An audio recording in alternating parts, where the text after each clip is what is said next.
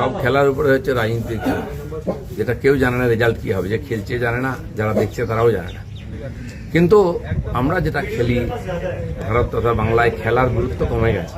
যেন সমস্ত খেলাই শরীরের পক্ষে ভালো, দেশের পক্ষেও ভালো। অনেক টাকা নিয়ে এসছেন খেলোয়াড়রা, খেলাকে পপুলার করতে হবে। আমি নিজে সারা জীবন ছোটবেলা থেকে খেলাধুলা করি, ব্যায়াম করি, শরীর স্বাস্থ্য ঠিক রাখার চেষ্টা করি, সেটাই মূল আমাদের ধন সম্পদ। তো আগেও আমি গল্ফ কোর্টে আসতাম 2000 সেই করোনার সময়, কিন্তু আমি আসার জন্য একসময় কোর্টকে বন্ধ করে দেওয়া হয়েছিল, মিডিয়াকে ঢুকতে দেওয়া হয়নি, অনেক রকম হয়েছে। আজ এমন অবস্থা হয়েছে কোর্টটা আজ চলছে না, পয়সা নেই বল কেনার। এখানে আমাদের বহু বিশিষ্ট ব্যক্তি, আমার কাছে একজন পুলিশ অফিসার দাঁড়িয়ে আছেন, সেদিন অ্যাকশন করেছিলেন পাকশা আকাশে। এই ধরনের জেনারেল ম্যানেজাররা বিভিন্ন ডিপার্টমেন্টের কোম্পানি আসেন এখানে। ছোট কোর্ট, একটাই সরকারি কোর্ট, সেটা অব্যবস্থা।